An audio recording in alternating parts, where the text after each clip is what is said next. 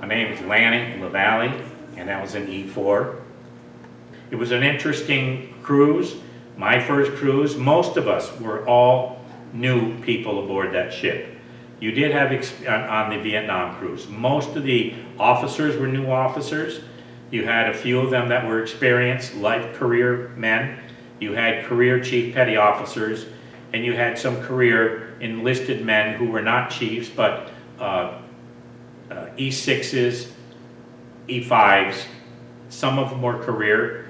I would say probably if we were lucky on that cruise, out of the 295, maybe a third of them were actually experienced seamen. So we were all new crew, all learning a new way of life, all adjusting to each other, because there were a lot of different cultures aboard ships, a lot of diversity as it's called today. And so there was a lot of adjusting to everybody. But it was good. You learned from other people. You learned that not everybody is like today. Not everybody is good. Not everybody is bad. You just learned to basically who you made friends with, who you could trust, who had similar cultures as you, who had similar backgrounds, who had similar likes, which is part of the culture. So you've kind of, those were your buddies. Those were your shipmates. Those are the guys that you went ashore with. Those are the guys that became lifelong friends. So it was interesting. It was a good cruise. A learning cruise, a scary cruise. There were at times where it was very intimidating, very life-threatening, but you made it through. We came back in Newport. We spent, I think, maybe 2.5 months back in port, and we left for our other cruise, which was a NATO cruise, which means we operated with NATO forces of different countries. We operated with, I think, German, British, French ships, because it was NATO, North American Treaty Organization. So we had left with them on the cruise. But in the meantime, when I had come back from Vietnam, I'm trying to think of the time frame.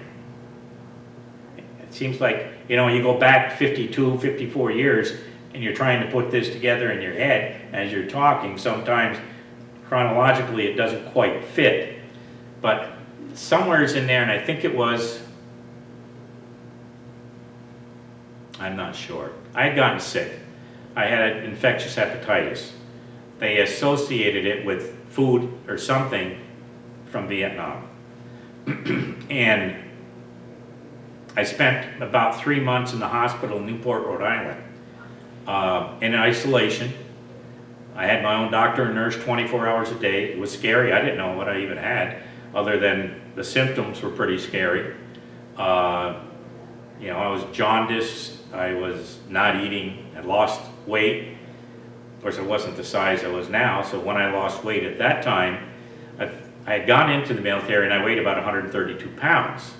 So to lose 10, 15 pounds when you only weighed that, it was, I looked more like a scarecrow, I guess.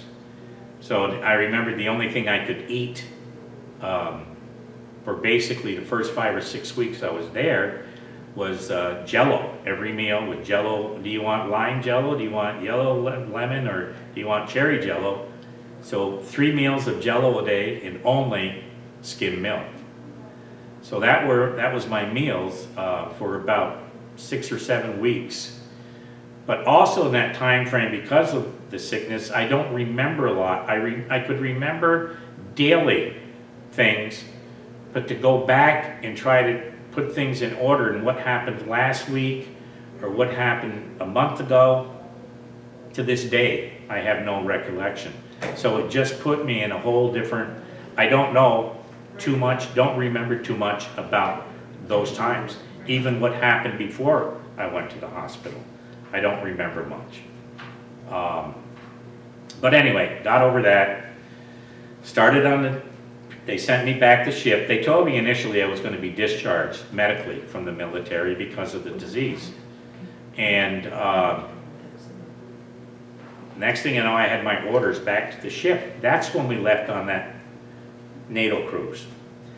So they had a doctor aboard a destroyer with me, and they don't have doctors on destroyers. You have corpsmen, but you don't have actually medical doctors. Well, they had a medical doctor on board ship with me. I was limited in what I could do. I could only be up 6 hours a day. Limited action. I ran what they call the log room, which kept control and statistics on how much fuel we had aboard ship. Basically, that's what it was doing. Things in the engineering spaces, the boiler room, and the engine rooms. So I kind of kept a log of all that information on a daily basis because that's all I could do. When we were going back across the Atlantic and got into the Mediterranean again, I started, they took blood. By the way, a lot of blood was drawn, especially as we were going across. The doctor would take a certain number of vials of blood and they would send it away to be analyzed. But I got anyways into the Mediterranean, and I started with a relapse. So they flew me by helicopter off the ship to Naples, Italy, where I went into a NATO hospital with a relapse of the infectious hepatitis. Spent about the next 10 weeks or so in the hospital there. And said, oh, definitely going to be discharged medically because of the issue. And all right, whatever, you don't have control over it. Next thing I know, I got orders to meet my ship in Monte Carlo. So I had orders to fly on a C-130 out of Naples, Italy to Nice, France. At Nice, France, I took a cab down to Monte Carlo where the USS Kepler had just docked. So I went back aboard ship. Everybody was horrified that I was back again. What am I doing here? I said, I had any idea. Orders were to come back to the ship. So went back to ship, limited duty.